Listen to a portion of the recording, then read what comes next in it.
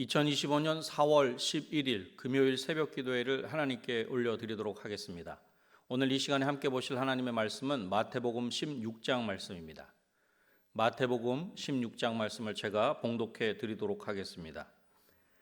바리새인과 사두개인들이 와서 예수를 시험하여 하늘로부터 오는 표적 보이기를 청하니 예수께서 대답하여 이르시되 너희가 저녁에 하늘이 붉으면 날이 좋겠다 하고 아침에 하늘이 붉고 흐리면 오늘은 날이 굳겠다 하나니 너희가 날씨는 분별할 줄 알면서 시대의 표적은 분별할 수 없느냐. 악하고 음란한 세대가 표적을 구하나 요나의 표적밖에는 보여줄 표적이 없느니라 하시고 그들을 떠나가시니라. 제자들이 건너편으로 갈새 떡 가져가기를 잊었더니 예수께서 이르시되 삼가 바리새인과 사두개인들의 누룩을 주의하라 하시니 제자들이 서로 논의하여 이르되 우리가 떡을 가져오지 아니하였도다 하거늘 예수께서 아시고 이르시되 믿음이 작은 자들아 어찌 떡이 없으므로 서로 논의하느냐. 너희가 아직도 깨닫지 못하느냐. 떡 5개로 5,000명을 먹이고 주운 것이 몇 바구니며 떡 7개로 4,000명을 먹이고 주운 것이 몇 광주리였는지를 기억하지 못하느냐. 어찌 내 말한 것이 떡의 관함이 아닌 줄을 깨닫지 못하느냐. 오직 바리새인과 사두개인들의 누룩을 주의하라 하시니 그제서야 제자들이 떡의 누룩이 아니요 바리새인과 사두개인들의 교훈을 삼가라고 말씀하신 줄을 깨달으니라. 예수께서 빌립보 가이사랴 지방에 이르러 제자들에게 물어 이르시되 사람들이 인자를 누구라 하느냐. 이르되 더러는 세례 요한, 더러는 엘리야, 어떤 이는 예레미야나 선자 중에 하나라 하나이다. 이르시되 너희는 나를 누구라 하느냐. 시몬 베드로가 대답하여 이르되 주는 그리스도시요 살아계신 하나님의 아들이시니이다. 예수께서 대답하여 이르시되 바요나 시몬아 내가 복이 있도다. 이를 내게 알게 한 이는 혈육이 아니요 하늘에 계신 내 아버지시니라. 또 내가 내게 이르노니 너는 베드로라. 내가 이 반석 위에 내 교회를 세우리니 은부의 권세가 이기지 못하리라. 내가 천국 열쇠를 내게 주리니 내가 땅에서 무엇이든지 매면 하늘에서도 매일 것이요 내가 땅에서 무엇이든지 풀면 하늘에서도 풀리리라 하시고 이에 제자들에게 경고하사 자기가 그리스도인 것을 아무에게도 이르지 말라 하시니라. 이때로부터 예수 그리스도께서 자기가 예루살렘에 올라가 장로들과 대제사장들과 서기관들에게 많은 고난을 받고 죽임을 당하고 제3일에 살아나야 할 것을 제자들에게 비로소 나타내시니 베드로가 예수를 붙들고 항변하여 이르되 주여 그리 마옵소서 이 일이 결코 주께 미치지 아니하리이다. 예수께서 돌이키시며 베드로에게 이르시되 사탄아 내 뒤로 물러가라. 너는 나를 넘어지게 하는 자로다. 내가 하나님의 일을 생각하지 아니하고 도리어 사람의 일을 생각하는도다 하시고 이에 예수께서 제자들에게 이르시되 누구든지 나를 따라오려거든 자기를 부인하고 자기 십자가를 지고 나를 따를 것이니라. 누구든지 제 목숨을 구원하고자 하면 잃을 것이요 누구든지 나를 위하여 제 목숨을 잃으면 찾으리라. 사람이 만일 온 천하를 얻고도 제 목숨을 잃으면 무엇이 유익하리요. 사람이 무엇을 주고 제 목숨과 바꾸겠느냐. 인자가 아버지의 영광으로 그 천사들과 함께 오리니 그때에 각 사람이 행한 대로 갚으리라. 진실로 너희에게 이르노니 여기 서 있는 사람 중에 죽기 전에 인자가 그 왕권을 가지고 오는 것을 볼 자들도 있느니라. 아멘. 오늘 본문을 통해 예수님은 우리에게 한 가지 중요한 질문을 하십니다. 너희는 나를 누구라 하느냐. 이 질문은 단순히 정답을 묻는 것이 아니라 삶 전체를 흔드는 질문입니다. 우리가 예수님을 누구로 고백하느냐에 따라 우리의 신앙의 시작과 방향이 달라지기 때문입니다. 그리고 이 고백은 단지 입술로 끝나지 않고 우리의 삶 전체를 변화시키는 능력이 되는 것입니다. 오늘 본문인 마태복음 16장을 통해 바른 신앙생활이라는 제목으로 말씀을 나누고자 합니다. 신앙생활에서 중요한 원리가 있습니다. 첫 번째로는 믿음은 나의 고백으로 시작합니다. 예수님은 제자들에게 사람들이 인자를 누구라 하느냐 그렇게 물으십니다.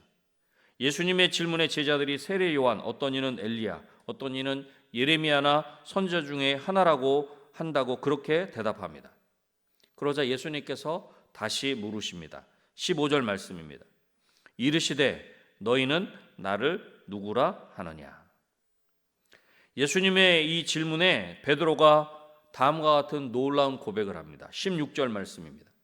시몬 베드로가 대답하여 이르되 주는 그리스도시요 살아계신 하나님의 아들이시니이다.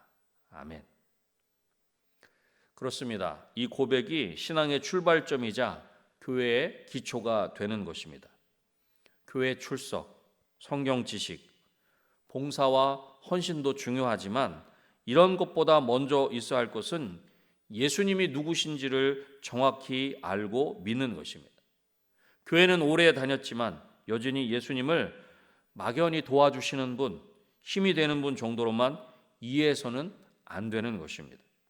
베드로처럼 예수님이 나의 구원자요 하나님의 아들이심을 인격적으로 고백해야 하는 것입니다.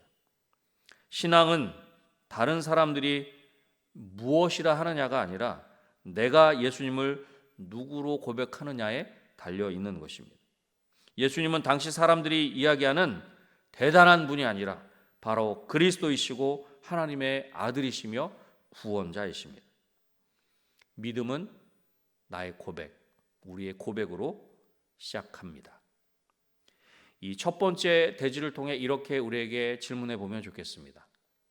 나는 예수님을 어떤 분으로 고백하고 있습니까? 그리고 그 고백이 나의 삶을 어떻게 바꾸고 있습니까?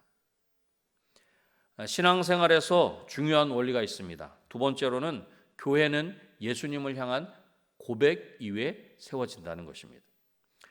베드로의 놀라운 고백을 들으신 예수님은 다음과 같이 말씀하십니다. 18절 말씀입니다.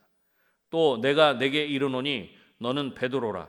내가 이 반석 위에 내 교회를 세우리니 음부의 권세가 이기지 못하리라. 아멘.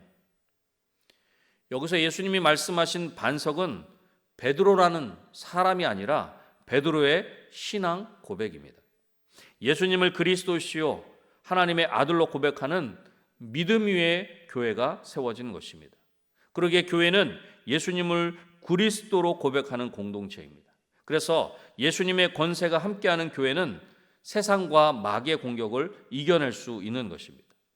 음부의 권세가 이기지 못한다는 말씀처럼 세상의 핍박과 혼란 속에서도 교회는 무너지지 않는 것입니다. 그리고 주님은 그 천국 열쇠를 주시며 복음의 사명을 맡기십니다.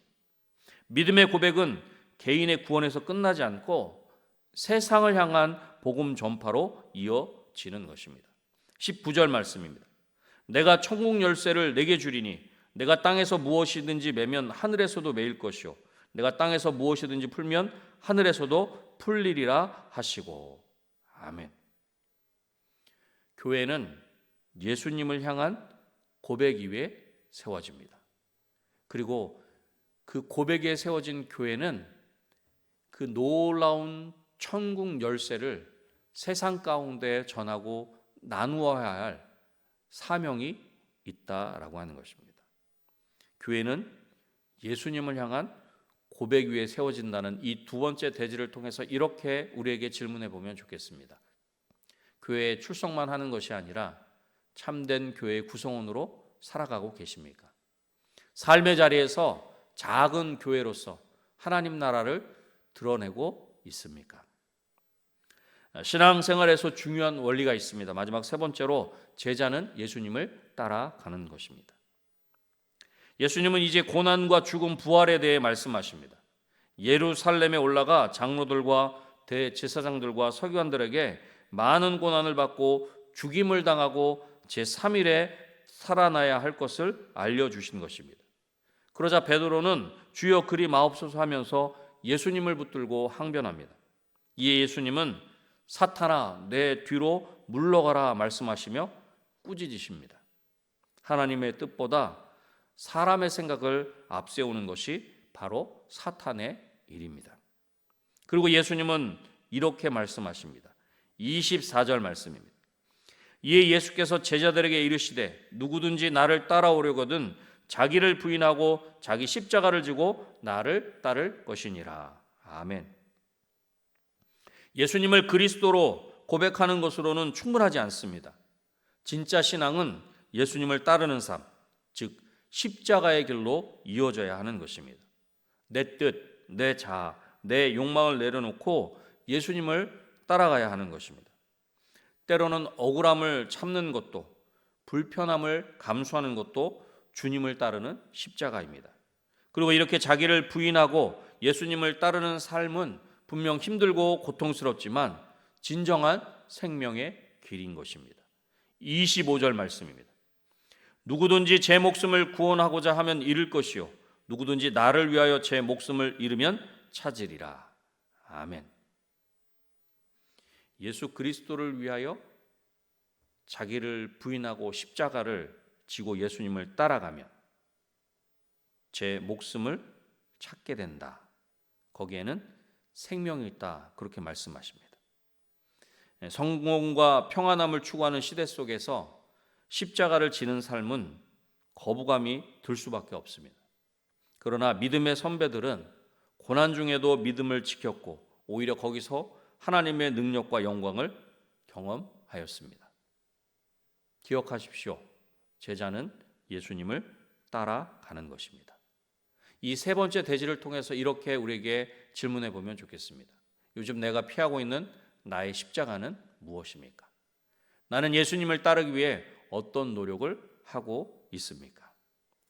말씀을 맺겠습니다.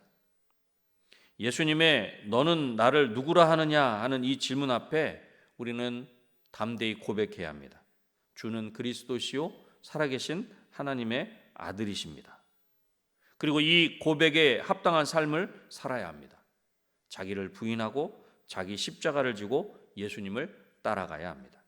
이 길은 쉽지 않지만 진짜 생명을 얻는 길이며 진정한 제자의 길입니다. 신앙은 고백에서 시작되지만 십자가를 지는 삶으로 완성되는 것입니다.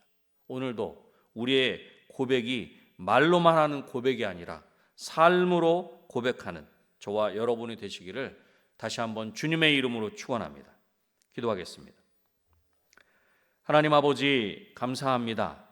오늘 말씀을 통해서 우리가 어떠한 신앙의 삶을 살아야 할지, 어떤 것이 하나님이 정말로 기뻐하시는 바른 신앙생활인지 알게 하셔서 감사합니다. 하나님, 먼저는 예수님을 나의 주님으로 고백하는 우리가 되게 하여 주시옵소서.